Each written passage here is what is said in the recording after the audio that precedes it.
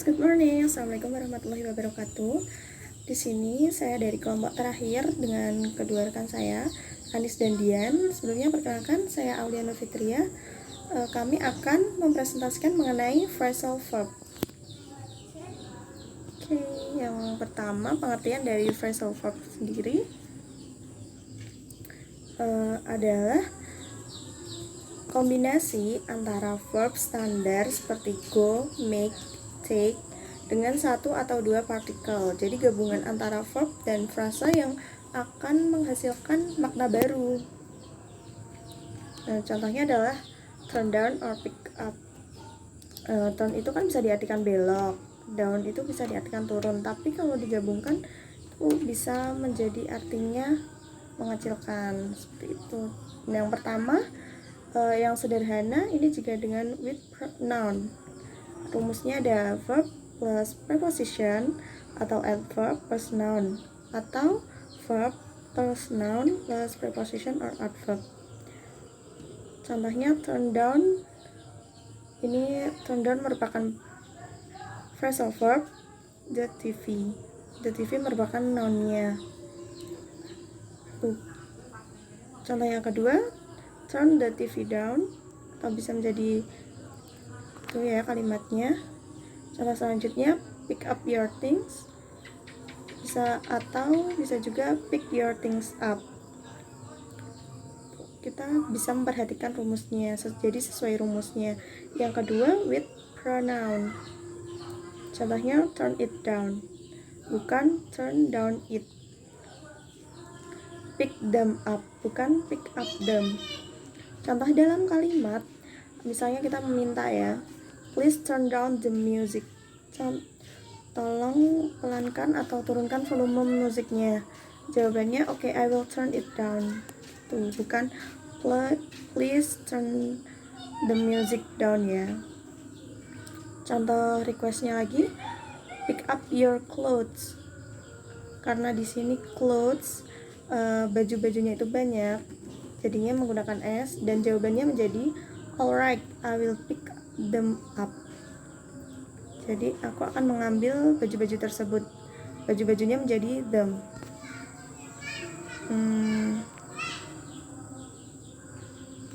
Untuk contoh phrasal verbnya nanti akan dijelaskan oleh Mbak Andis dan Mbak Dian.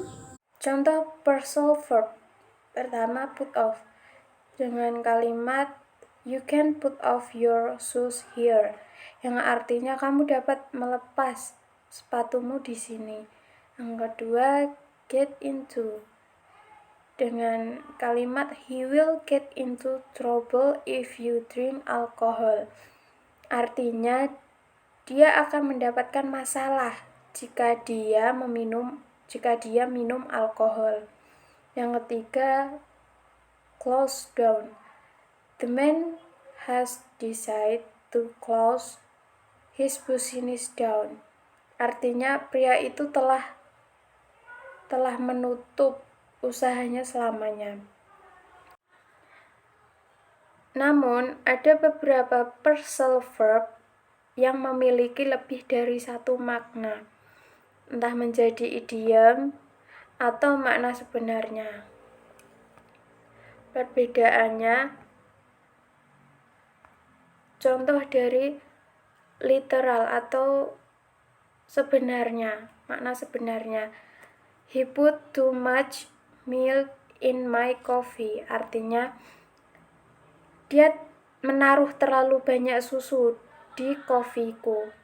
Yang kedua, they had big fight and he ran out of the room, artinya mereka bertengkar hebat dan dia berlari keluar ruangan.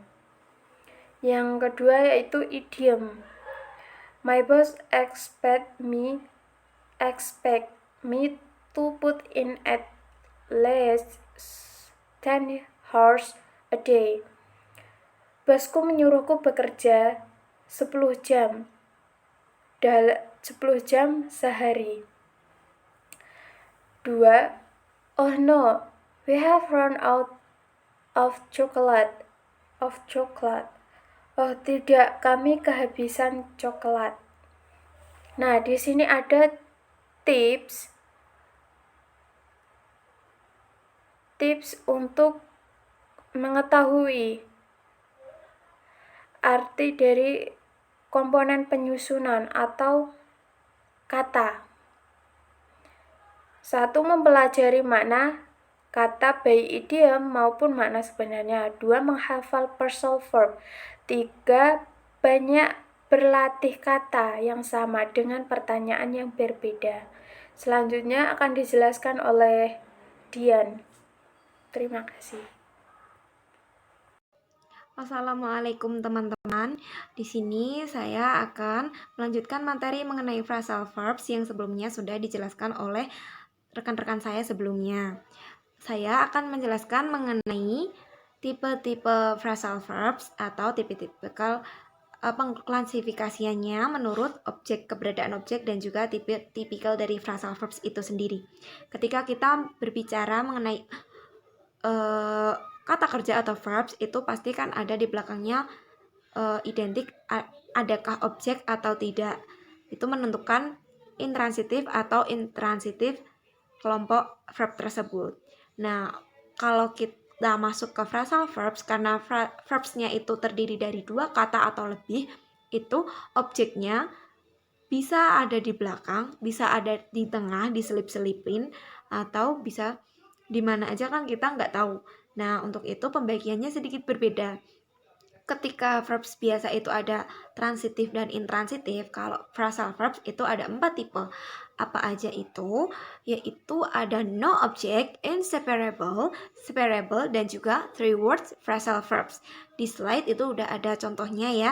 Kita bahas yang pertama mulai dari no object, itu without direct object, atau tanpa objek, atau disebut intransitif. Yang 2, 3, 4 itu mereka semua mempunyai objek, jadi mereka semua masuk ke dalam intransitif, tetapi lebih khususkan lagi. Yang pertama itu no object. Kita lihat di sana ada verbnya got up dan went out. I got up at 6 a.m. We went out to the cinema.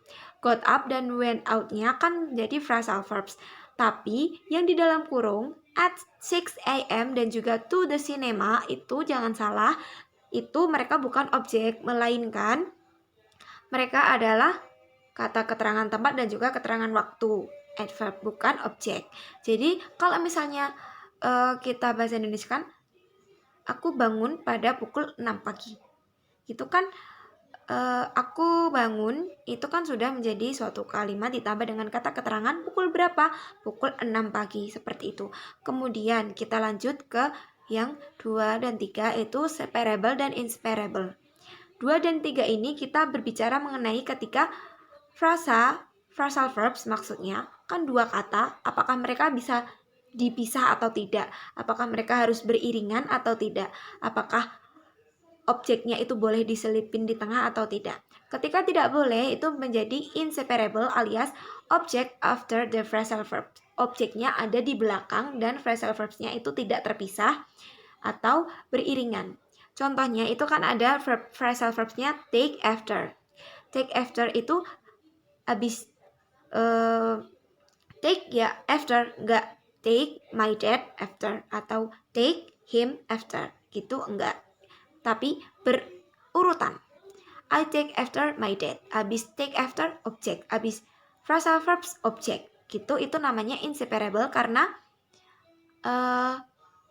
phrasal verbsnya 2 katanya tidak bisa dipisah atau objeknya tidak terpisah atau objeknya itu berada di belakang, tidak di tengah-tengah. Yang di tengah-tengah seperti apa? Kita lihat di yang nomor 3 itu separable. Jadi itu kan ada sebenarnya phrasal verbsnya kan pick it up. I pick it the book up. I pick it up. Nah, itu pick it up-nya itu kan di tengah-tengah pick it dan up itu ada the book dan juga it. The book-nya itu objek, it itu juga objek, tapi mereka berada di tengah-tengah antara pick it dan juga up. Jadi mereka diselipin di tengah-tengah phrasal verbs. Itu namanya separable. Object can be in the middle of the phrasal verbs. Di tengah-tengahnya mereka. Kemudian yang terakhir Dari judulnya aja udah kelihatan. 3 word phrasal verbs itu yang gimana? Ya yang pasti 3 word. Yang pasti ada 3 kata atau phrasal verbsnya ini terdiri dari 3 kata dan harus diikuti oleh objek. Kita lihat itu contohnya yang pertama ada I don't get along with lazy people. Get along with. Nah itu kan 3 kata, kemudian diikuti oleh lazy people yang menjadi objek. Kemudian yang kedua, he did everything to get rid of his debt. Get rid of. Get rid of 3 kata dan diikuti his debt, utangnya. Seperti itu. Jadi 3 kata phrasal verbs yang diikuti oleh objek. Jadi tidak hanya kelompoknya dari phrasal verb itu tidak hanya intransitif dan transitif saja, tapi ada no object, sparable, insparable, dan juga 3 word phrasal verbs. Nah, seperti itu ya teman-teman, semoga bisa membantu. Mungkin sekian materi mengenai phrasal verbs yang saya dan tim saya dapat sampaikan. Thank you for your nice attention. Just let us know if you have any question or anything that can be add, bisa menjadi ilmu tambahan ataupun tambahannya ataupun kritik segala macam. Just let us know, okay? And akhir kalam, wassalamualaikum warahmatullahi wabarakatuh.